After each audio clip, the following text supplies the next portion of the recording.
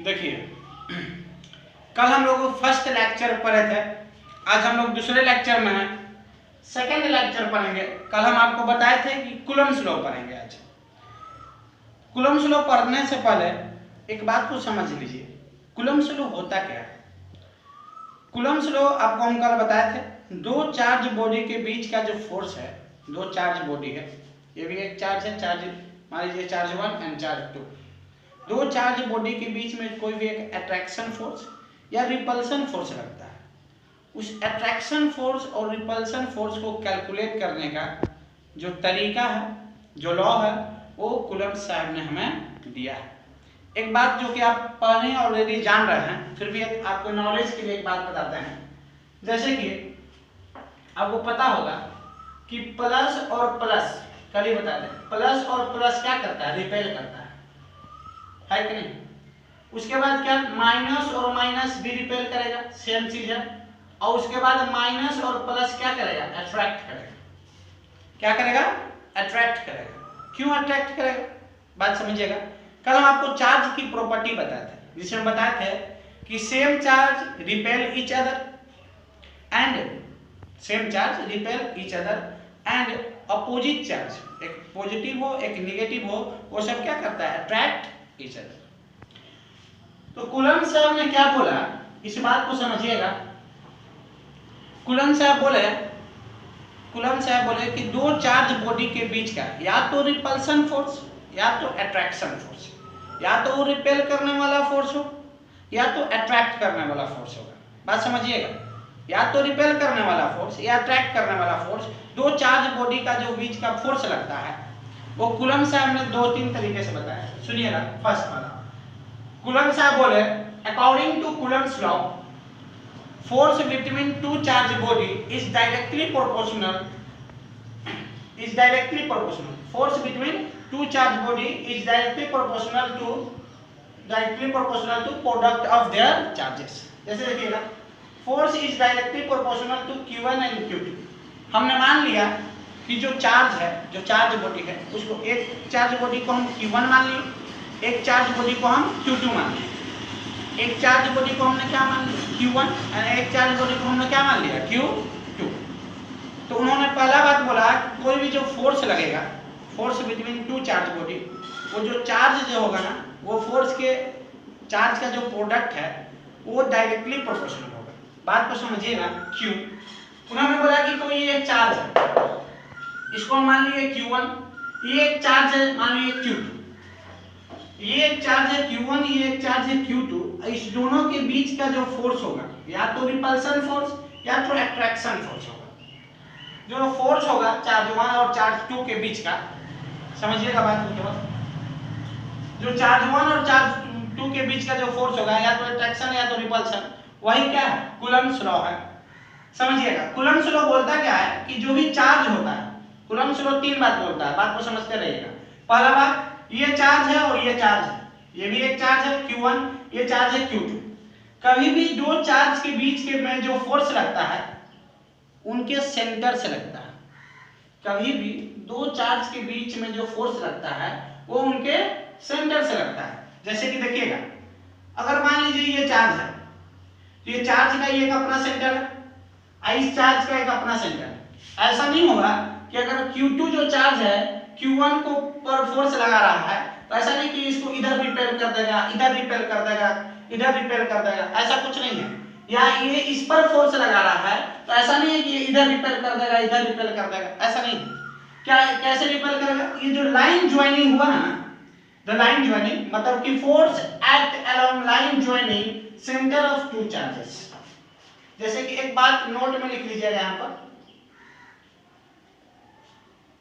Note में, कि force act along a line joining centre of two charges, मतलब दो चार्ज के बीच में जो भी फोर्स लगता है, वो उसके सेंटर से ही क्या होता है, प्रोड्यूस होता है, उसके सेंटर से लगता है।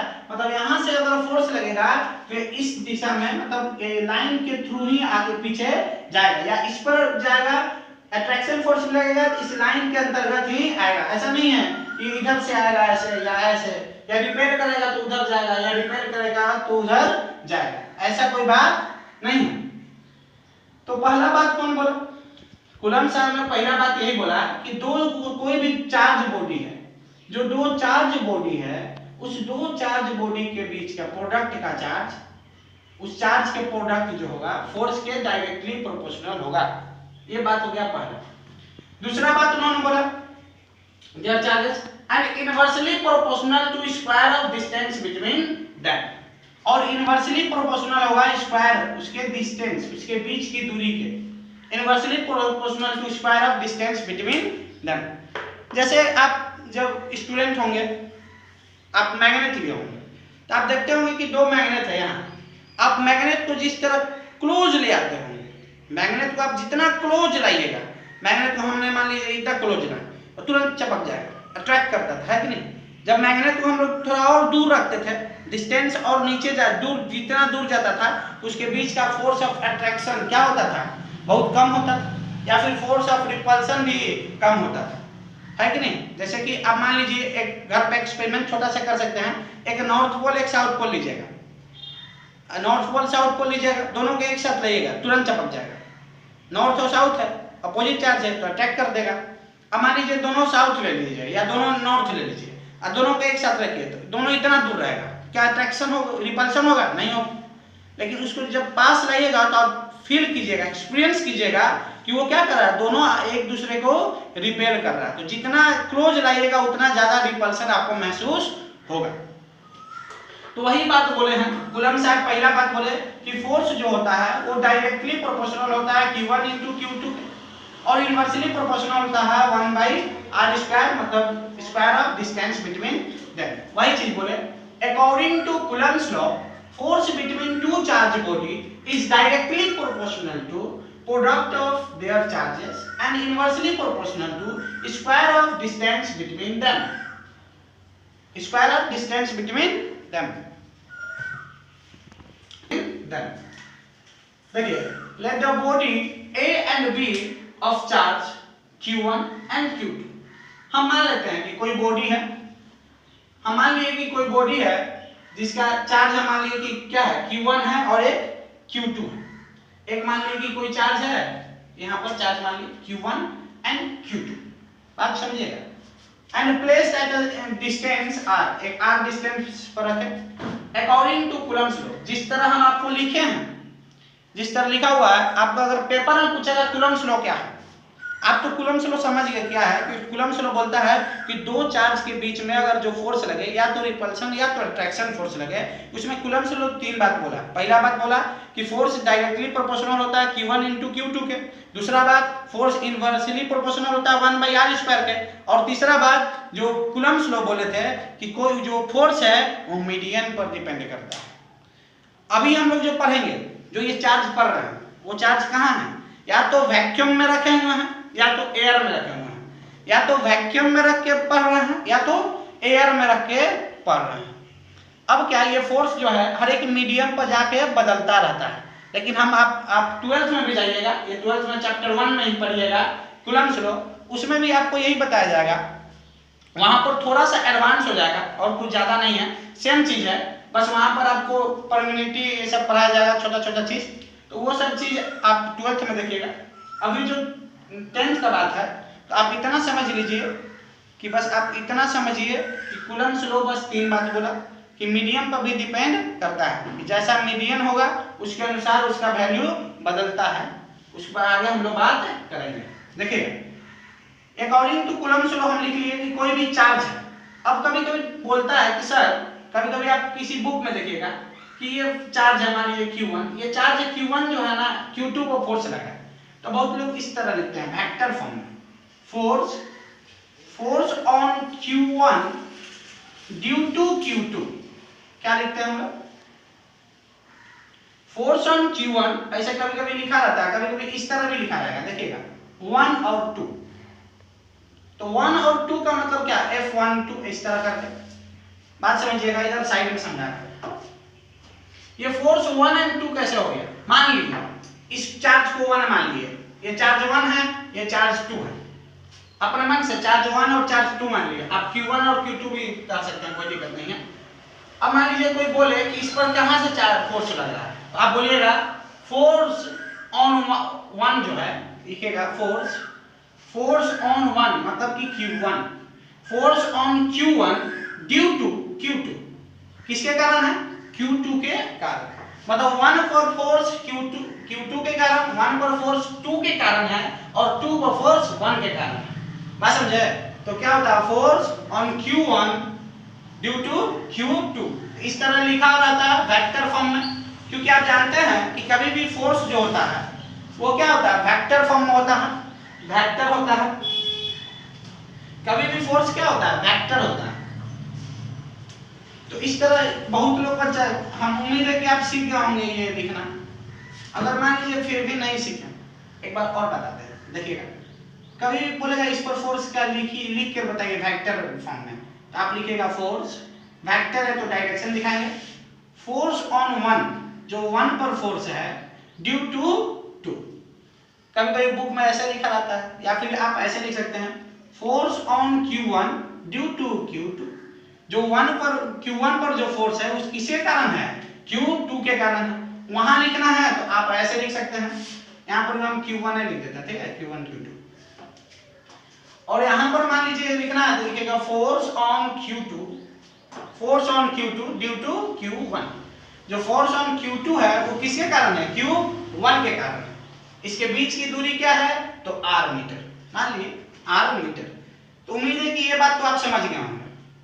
दो बात कि force directly proportional to Q1 into Q2, दूसरा force inversely proportional to square of distance between them. अब सुनिए, इक्वेटिंग इक्वेशन 1 एंड 2 दोनों को आपस में इक्वेट कर दिए। अभी फोर्स का प्रोपोर्शनल डायरेक्टली है और इनवर्सली है, तो force directly proportional to Q1 into Q2 by R square. फिर आगे बात करते हैं, to remove proportional sign take constant C। बहुत लोग कांस्टेंट K भी ले लेते हैं। सुनिएगा, मान लीजिए हम लोग को रिमूव करना है, टू रिमूव प्रोपोर्शनल साइन को रिमूव करना है, तो हम लोग क्या किए? कांस्टेंट C ले लिए। क्या लिए? कांस्टेंट C लिए। चलिए ठीक, कांस्टेंट C ले लिए, किस लिए? तो प्रोपोर्शनल साइन को रिमूव करने के लिए। बहुत लोग क्या करते हैं? K ले लेते हैं, तो आप K भी ले सकते हैं। बहुत सारे बुक में भी आप देख सकते हैं, बहुत सारे बुक में K लिया रहता है। तो आप कहिएगा भैया आपने तो C बताया, बहुत लोग K लेते हैं। तो ऐसा कुछ नहीं है, आप C भी ले सकते हैं और K भी ले सकते हैं। दैट इज, अब जो डायरेक्टली प्रोपोर्शनल का साइन है वो रिमूव हो जाएगा, तो force equal to C Q1 into Q2 by R square, Q1 into Q2 by R square. सुनिए, अब फोर्स इक्वल टू आपको C Q1 into Q2 by R square मिल गया। तो आप बोलिएगा सर C है क्या? इसका कुछ वैल्यू होगा? तो जी हाँ, देखिए, where C equal to Coulomb's constant या तो चार्ज कांस्टेंट। बहुत सारे बुक में या फिर बहुत सारे टीचर्स आपको बता सकते हैं C को या तो कूलम्स कांस्टेंट भी बहुत लोग बोलते हैं, या तो बहुत लोग इसे चार्ज कांस्टेंट बोलते हैं, या तो बहुत लोग केवल इसको कांस्टेंट कह देते हैं। बात समझे कि नहीं? आप 12th में जाएगा तो इसका नाम दूसरा हो जाएगा, लेकिन सब बात बराबर है। हमने कूलम्स कांस्टेंट कहा या चार्ज कांस्टेंट कहा या डायरेक्ट आप कांस्टेंट मान लीजिए, कुछ भी कांस्टेंट है, तो force equal to C Q1 into Q2 by R square. अब हम लोग आगे वाले पेज में पढ़ेंगे आगे कि C का वैल्यू कितना होता है, C के साथ जो वैल्यू है उस किसका वैल्यू होता है, और अब C के बारे में थोड़ा सा हम लोग विस्तार से जानेंगे। एक और बात, अब थोड़ा सा बात समझिएगा। आप तो कूलम्स लॉ ये बात समझ गए कि कूलम्स लॉ क्या है। आपने समझा कि चार्ज होता है, दो चार्ज के बीच का जो फोर्स लगता है, या तो अट्रैक्शन फोर्स या तो रिपल्सन फोर्स। तो ये कूलम्ब साहब ने इसको आइडेंटिफाई करके बताया कि जो चार्ज लगेगा, मतलब जो भी फोर्स लगेगा, वो अट्रैक्शन हो या रिपल्सन किस तरह कैलकुलेट करेंगे, तो कूलम्ब लॉ की मदद से। कूलम्ब लॉ 3 बात बोलता है। पहला, फोर्स डायरेक्टली प्रोपोर्शनल होता है Q1 into Q2 product of charge के। दूसरा, इनवर्सली प्रोपोर्शनल होता है square of distance between them के। और तीसरा बात बोलता है कि जो कूलम्ब लॉ है वो डिपेंड भी करता है मीडियम पर। जैसे कि अभी आपको केवल जो पढ़ना है, हम लोग एयर में बात करेंगे, एयर और वैक्यूम में। एयर और वैक्यूम में बात करेंगे कि एयर में क्या है और वैक्यूम में क्या है। तो जो भी हम पढ़ रहे हैं ये समझिए कि इस चार्ज को हम कहाँ रखे हैं, एक वैक्यूम में रखे हैं। कहाँ रखे हैं? वैक्यूम में। दूसरा बात समझे कि हम इस ये कैसे लिखे, force on Q1 due to Q2। ये क्या लिखा हुआ है, वेक्टर एडिशन वेक्टर फॉर्म में है। Force on Q1 due to Q2, मतलब जो फोर्स है वो Q1 पर लग रहा है Q2 के कारण। तो आप ये लिखना समझ लीजिएगा। लिखने के लिए एक बार और बता देते हैं, यहाँ पर कैसे लिखे, force on Q2, force on Q2 जहां लिखेंगे उसका पहले force on Q2 due to Q1, बात समझे। तो अभी थोड़ा सा और नोट कर लीजिए, ये सब हम इरेज कर रहे हैं। और एक जो मोस्ट इंपोर्टेंट बात है, जो कि बहुत ज्यादा ही महत्वपूर्ण बात है, जो कि कूलम्ब्स लॉ के बारे में, कूलम्ब्स लॉ जो बात बोले थे, ये बहुत जरूरी चीज है, आपको एकदम बहुत अच्छा से याद रखना है। बहुत बेसिक चीज है जो आप बहुत अच्छे से याद रखिएगा। Force act along line joining centre of two charges, दो चार्ज के बीच में ही फोर्स क्या होता है, एक्ट होता है। दो चार्ज के बीच के सेंटर में, नहीं कि इसके बॉडी पर इधर उधर नहीं होता है। दो चार्ज है उसके सेंटर में ही फोर्स लगता है। मतलब ये एक तरह का सेंटर, मतलब आप बोल सकते हैं कि जो सेंटर टू सेंटर फोर्स लगता है। कभी भी दो चार्ज यहाँ पर में रिपेल करेगा तो एक लाइन पर रिपेल करेगा इस तरह, ये नहीं कि आप यहाँ से रिपल्शन करवाए तो इधर भाग जाएगा उधर भाग जाएगा, ऐसा कुछ नहीं है। अब आप चाहेंगे, उम्मीद करते हैं कि आप बेहतर समझे होंगे। अगर आपको एक बार में समझना है तो एक दो बार और वीडियो देखिएगा, आपको बेहतर समझ आएगा। अभी हम थोड़ा साइड हो जाते हैं और थोड़ा सा देख लीजिएगा, लिखने में थोड़ा नोट्स बना लीजिए, लिख लीजिए आप लोग।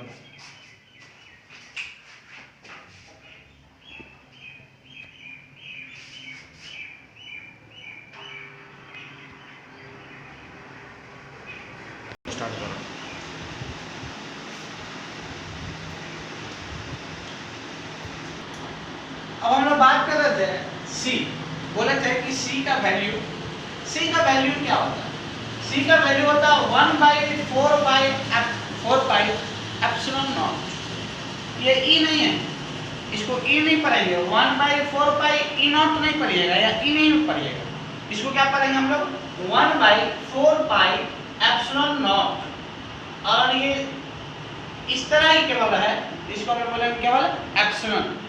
लेकिन यहाँ जब ये लग गया तो इसको हम लोग क्या बोलेंगे, एप्सिलॉन नॉट। इसको हम लोग E नहीं पढ़ेंगे, इसको क्या पढ़ेंगे, 1/4 पाई एप्सिलॉन नॉट। तो C का जो वैल्यू होता है वो क्या होता है, 1/4 पाई एप्सिलॉन नॉट। ये आपको 12th में जरूरत पड़ेगा इसका, 10th में केवल आपको डायरेक्ट वैल्यू याद रखना।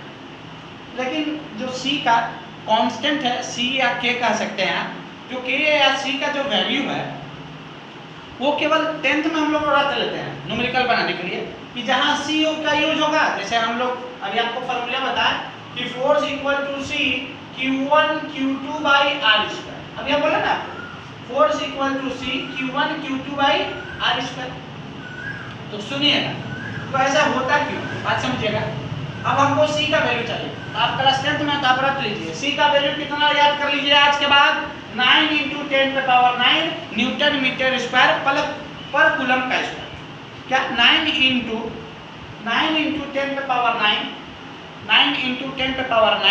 न्यूटन मीटर स्क्वायर पर कूलम का स्क्वायर।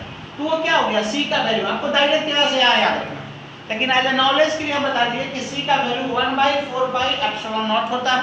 इसको आप 12th क्लास में बहुत अच्छे से डिटेल में पढ़िएगा। फिर देखिए, अब C का वैल्यू क्या याद रखना आपको, 9 × 10⁻⁹ न्यूटन मीटर स्क्वायर पर कूलम का स्क्वायर। जब न्यूमेरिकल बनाएंगे कूलम्ब्स लॉ पर तब इसका बहुत ज्यादा यूज पड़ेगा। तो एप्सिलॉन नॉट है, उसका वैल्यू होता है, एप्सिलॉन नॉट का वैल्यू होता है 8.85 × 10⁻⁻12 कूलम स्क्वायर पर न्यूटन मीटर स्क्वायर। मतलब जो ऐसा यूनिट आपको C के लिए मिला, मतलब C के लिए जो रिप्रेजेंट करने के लिए, वो क्या होगा, उसका उल्टा यहाँ, मतलब एप्सिलॉन नॉट ऐसा यूनिट याद करना बहुत आसान है, बस उसका उल्टा कर दो। यहाँ न्यूटन मीटर स्क्वायर है बाई कूलम, यहाँ कूलम पर न्यूटन मीटर स्क्वायर होगा। कोई पूछेगा कि सर ये जो न्यूटन मीटर स्क्वायर पर कूलम आया वो कहाँ से आया, ध्यान दीजिएगा। आप यहाँ से क्या ले सकते हैं, ध्यान देते रहिएगा, R को इधर भेज दें, R को हम क्या करेंगे, इधर भेज देंगे, तो यहाँ हो जाएगा R² F = C Q1 × Q2। ये Q1 × Q2 को हम इधर भेज सकते हैं, तो C = R² F by Q1 × Q2 हो जाएगा, ध्यान दीजिएगा। तो अब क्या, R² डिस्टेंस बिटवीन देम है तो मीटर स्क्वायर होगा, फोर्स है तो न्यूटन होगा, newton metre square by Q1 charge है, तो पहला चार्ज का कूलम, दूसरे चार्ज का coulomb, coulomb into coulomb, coulomb square, तो हो गया ना न्यूटन मीटर स्क्वायर पर कूलम का स्क्वायर। तो ये क्या था एसआई यूनिट। एसआई यूनिट आपको रटना नहीं है, आप बनाना सीखिए, फॉर्मूला से एसआई यूनिट बन जाता है। खैर इसका बात अब हम लोग छोड़ते हैं। तो उम्मीद करते हैं कि आप कूलम्स लॉ समझ गए होंगे। ये जो वैल्यू है वो हम अभी आपको बताएं, ये वैल्यू केवल एयर में, एयर का वैल्यू इससे थोड़ा सा डिफरेंट होता है, लेकिन हम लोग जनरली वैक्यूम में और एयर में इसी वैल्यू को ले लेते हैं। तो एयर में और वैक्यूम में इस वैल्यू का हम लोग यूज करेंगे कूलम्स लॉ में, लेकिन वाटर में जाइएगा तो इसका जो कांस्टेंट का वैल्यू बदल जाएगा। आप ऑयल में जाइएगा तो ऑयल का वैल्यू बदल जाएगा, इमल्शन में जाएगा उसका वहाँ पर वैल्यू बदल जाएगा।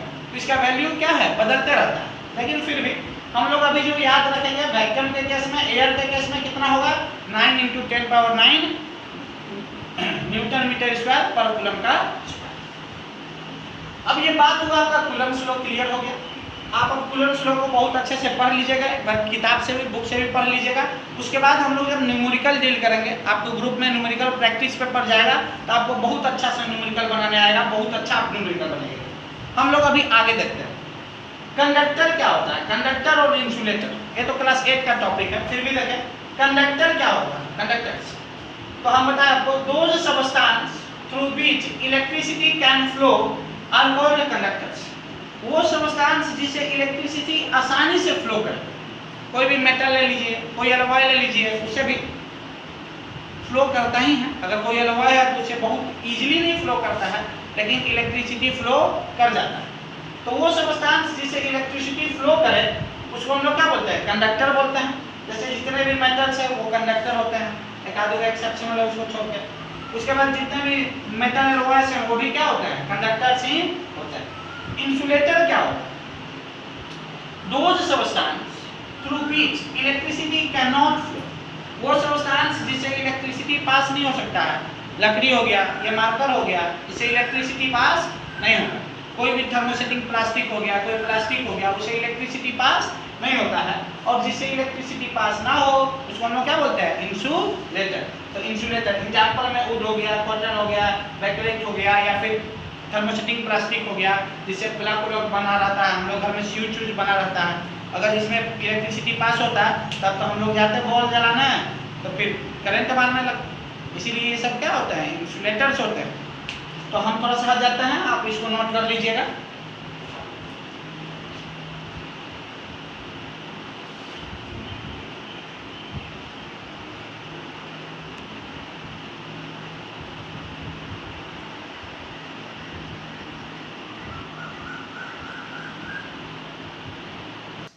देखिए अब हम लोग डिस्कस करेंगे इलेक्ट्रिक पोटेंशियल। इलेक्ट्रिक पोटेंशियल क्या होता है। इलेक्ट्रिक पोटेंशियल को समझने के लिए आपको ये बहुत सारा समझिए, बहुत कुछ पॉइंट नहीं समझना है। ये इसलिए लिखवा दिया गया है कि आप अगर बोर्ड में आपसे पूछे या फिर कोई भी पर्सन आपसे थ्योरिकली पूछे इलेक्ट्रिक पोटेंशियल को एक्सप्लेन कीजिए, तब आप इस चीज को शो करके तब आप लिखिएगा एज ए थ्योरी में, अगर 3 या 4 नंबर पर या फिर 5 नंबर पर आए तब। अभी इलेक्ट्रिक पोटेंशियल है क्या, समझने का बात तो एक लाइन में। कोई पूछेगा आपसे इलेक्ट्रिक पोटेंशियल क्या है, तो आप उसको बताइएगा कि इन्फिनिटी से, इन्फिनिटी का मतलब कि कहीं भी मान लीजिए कोई भी पॉइंट से, इन्फिनिटी से किसी एक पॉजिटिव चार्ज, कोई भी एक पॉजिटिव चार्ज है, मान लीजिए हमने क्या किया, इस मार्कर को हमने पॉजिटिव चार्ज मान लिया। एक मेरा एक कोई पॉइंट है, एक सेंटर है, हमने इन्फिनिटी से इसको खींच के यहाँ लेके आए, एकदम वहां से इसे खींचकर यहाँ पर लेके आ रहे हैं। बात समझे कि नहीं, मतलब आप अपने घर से यहाँ अगर कुछ लेकर आ रहे हैं तो उसको ले आने में जितना वर्क लगा, बात समझ रहे हैं कि नहीं, मतलब इन्फिनिटी से इस चार्ज, मान लीजिए ये हमारा पॉजिटिव चार्ज है, इस पॉजिटिव चार्ज को हम इन्फिनिटी से खींचकर कहाँ लेके आए, एक पॉइंट पर लेके आते हैं, और उसमें जो वर्क होता है ना, उसमें जो वर्क होता है उस वर्क को ही हम लोग क्या बोलते हैं, इलेक्ट्रिक पोटेंशियल। क्या बोलते हैं, इलेक्ट्रिक पोटेंशियल। इलेक्ट्रिक पोटेंशियल समझने का बस इस छोटा सा बात ये याद रखिए कि किसी भी इन्फिनिटी से अगर किसी पॉजिटिव चार्ज को अगर हम उसको क्या करते हैं, एक फिक्स्ड पॉइंट पर उसको खींच कर लेके आते हैं, तो उसमें जो वर्क होता है, उसमें जो काम होता है, उसी को हम लोग इलेक्ट्रिक पोटेंशियल कहते हैं। जैसे आप देखिएगा मान लीजिए कि ये कोई इन्फिनाइट ब्रह्मांड है, कुछ भी है, पॉजिटिव चार्ज है, हमारे आसपास बहुत सारे चार्ज हैं, घूमते रहते हैं। तो उसमें क्या हुआ कि अगर एक पॉइंट हम कंसीडर किए थे, या तो हम ए और बी माने हैं, ए को हमने इन्फिनिटी कर दिया, मान लीजिए ए और बी माने हैं, ए को हम इन्फिनिटी कर दिए, इन्फिनिटी पर कोई चार्ज है, इस चार्ज को हम लेकर यहाँ आ रहे हैं, इस चार्ज को लेकर हम यहाँ आ रहे हैं। तो जब इस चार्ज को लेकर हम यहाँ आ रहे हैं तो कुछ काम हुआ, हम यहाँ से यहाँ चले तो कुछ काम हुआ, वर्क हो रहा है। आप क्लास 9 में वर्क पढ़े हैं, आपको पता है कि वर्क क्या होता है। तो हम किसी पॉइंट को यहाँ से लेकर यहाँ लेके आ रहे हैं, इसको अगर खींचकर, तो इसमें क्या हो रहा है, वर्क हो रहा है। तो उसी को हम लोग क्या बोलते हैं, इलेक्ट्रिक पोटेंशियल। क्या बोलेंगे, इलेक्ट्रिक पोटेंशियल। बस आपको एक छोटा सा बात याद रखना, इन्फिनिटी से किसी चार्ज को किसी पॉइंट पर ले आएंगे, उसमें जो वर्क होगा वही इलेक्ट्रिक पोटेंशियल है।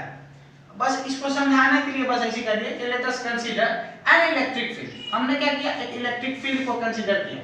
अगर बोर्ड में आए तब आप लिखिएगा, let us consider an electric field as showing figure, जो हमने फिगर में बनाया है, डिस्कस किया है। A separated unit positive charge is placed at A, और ए के आसपास बहुत सारे पॉजिटिव चार्ज, ए को मान लीजिए कि पॉजिटिव चार्ज यहाँ पर क्या कर दिए, प्लेस कर दिए, जबकि बहुत सारे जो भी चार्ज है आसपास, जो भी आयन्स है, उसके बीच में एक चार्ज मान लीजिए। उसमें क्या किए, अब उस चीज को डिफाइन करने के लिए क्या करेंगे, electric potential is defined as, electric potential is defined as amount of work done, जो हम आपको बोले इन्फिनिटी से किसी पॉइंट पर लाने में जो वर्क डन हुआ, amount of work done to move this unit positive charge from A to B. A to B मतलब infinity to at a point, मतलब इन्फिनिटी से एक पॉइंट पर आने पर जो भी वर्क डन हुआ, उस वर्क डन को हम लोग क्या बोलेंगे, इलेक्ट्रिक पोटेंशियल। क्या बोलेंगे, इलेक्ट्रिक पोटेंशियल। ये एक छोटा सा आपका डेफिनेशन था, और कुछ नहीं। आप बोल सकते हैं charge equal to work done A to B. ये क्या लिखा हुआ, चार्ज को आप बोल सकते हैं work done A to B, work done infinity to B. A को हम लोग क्या मान लिया, इन्फिनिटी, इन्फिनिटी से बी तक आने में जो भी चार्ज लगा, मतलब सॉरी वर्क लगा, उस वर्क को हम लोग क्या बोलते हैं, इलेक्ट्रिक पोटेंशियल।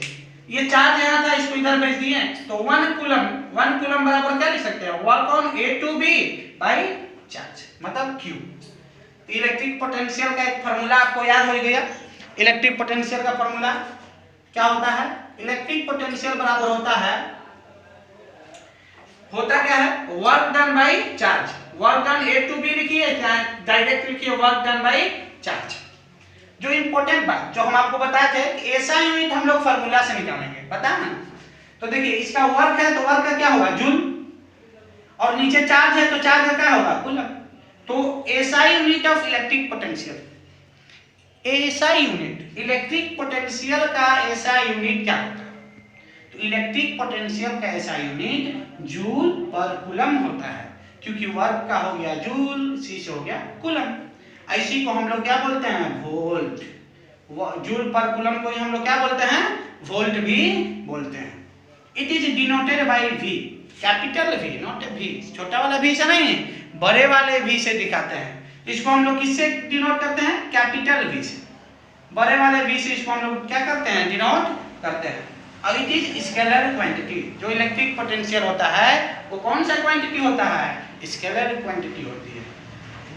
कभी कभी एक बहुत अच्छा क्वेश्चन जनरली पूछा जाता है कि what do you mean by 1 volt. FA open में जो भी एफए जो इंटरनल टेस्ट होता है उसमें पूछा जाता है छोटा छोटा क्वेश्चन 1-2 नंबर पर कि डिफाइन 1 वोल्ट, या फिर 1 वोल्ट क्या है, आप 1 वोल्ट क्या समझते हैं। तो वो बहुत आसान है। 1 वोल्ट 1 जूल वर्क आप बहुत से कुछ पढ़े हैं क्लास 9th में, आप यहाँ पर आ गया 1 वोल्ट, आप पढ़े थे ना 1 जूल वर्क क्या होता है। तो ये सब उसी तरह का है कि 1 वोल्ट क्या है। देखिए कुछ भी, जब 1 वोल्ट कब कहेंगे, जब 1 कूलम चार्ज लगे और 1 जूल वर्क हो तो 1 वोल्ट हो गया। देखिए when 1 joule of work is done to move, बोल रहा है when 1 joule of work is done to move, बोल रहा है कि 1 coulomb of charge from 1 point to another, एक पॉइंट से दूसरे पॉइंट में तक जाने में, यहाँ से यहाँ आने में अगर 1 जूल वर्क होता है 1 कूलम चार्ज में, तो उसी को हम लोग क्या बोलेंगे, 1 वोल्ट। क्या बोलेंगे, 1 वोल्ट बोलेंगे। Point to another in electric circuit, किसी भी इलेक्ट्रिक सर्किट में या इलेक्ट्रिक फील्ड में that is known as 1 volt. तो उसको हम लोग क्या बोलेंगे, 1 वोल्ट बोलेंगे। कल हम लोग इलेक्ट्रिक पोटेंशियल डिफरेंस पढ़ेंगे। क्या पढ़ेंगे, इलेक्ट्रिक पोटेंशियल डिफरेंस। आज हम लोग क्या पढ़े, कूलम्ब्स लॉ और इलेक्ट्रिक पोटेंशियल। देखिए हमारा जो वीडियो है वो थोड़ा सा लंबा होगा, क्योंकि जिस तरह हम क्लास में बताते हैं वही चीज आपको बता रहे हैं। थोड़ा सा एक बात को बहुत देर तक बोलना आदत है, वो ऐसा नहीं कि हम वीडियो बना रहे हैं तो 2 मिनट का वीडियो बना दिए, 5 मिनट का वीडियो बना दिए। तो आप वीडियो अगर बना रहे हैं तो स्थिर से बैठकर पूरा वीडियो देखिएगा। जो भी स्टूडेंट ऐसे हैं जो पूरा वीडियो नहीं देखेंगे, अगर पूरा वीडियो आप नहीं देख पाते हैं, अगर नहीं देखते हैं तो एक बात 100% जानिए, आपको नहीं समझ आएगा। आप एकदम शांत बैठकर पूरा वीडियो, जो कि ज़्यादा नहीं, आज 1 घंटे के क्लास में आप पढ़ने आते थे, अब वीडियो ज़्यादा से ज़्यादा 25-30 मिनट का बनता है, उतना आप 30 मिनट आप पहले वीडियो को देखिए, समझिए, उसके बाद फिर नोट्स बनाना चालू कीजिए। हम थोड़ा हट जाते हैं और आप इसको पाउज करके आप क्या कीजिएगा, पॉज कर लीजिएगा और उसके बाद आप लिख लीजिएगा। आज के लिए इतना ही। कल हम लोग पोटेंशियल डिफरेंस पर बात करेंगे और उसके बाद उसके हो सकता है कि नेक्स्ट क्लास से हम लोग फिर कुछ न्यूमेरिकल्स देखेंगे। और जो हम बोले थे ना चार्ज का न्यूमेरिकल, एक साथ फिर से कूलम्ब्स लॉ पर न्यूमेरिकल, चार्ज का न्यूमेरिकल, पोटेंशियल डिफरेंस का न्यूमेरिकल, सब कुछ जो है ना एक साथ ही करवाएंगे। 2-3 क्लास हम लोग केवल न्यूमेरिकल ही देखेंगे, 1-2 क्लास, और उसका प्रैक्टिस पेपर भी आपको ग्रुप में हम सेंड करेंगे। ठीक है, आज के लिए इतना ही। और जो वीडियो है तो आप लोग जो भी आपके 10th के स्टूडेंट हैं उन लोगों को लेक्चर वाइज, ये लेक्चर 2 है, तो इसको आप लोग थोड़ा शेयर और भी कर दीजिए कि कोई भी स्टूडेंट दूसरे स्टूडेंट को भी इसका बेनिफिट्स हो। ठीक है, आज के लिए इतना ही।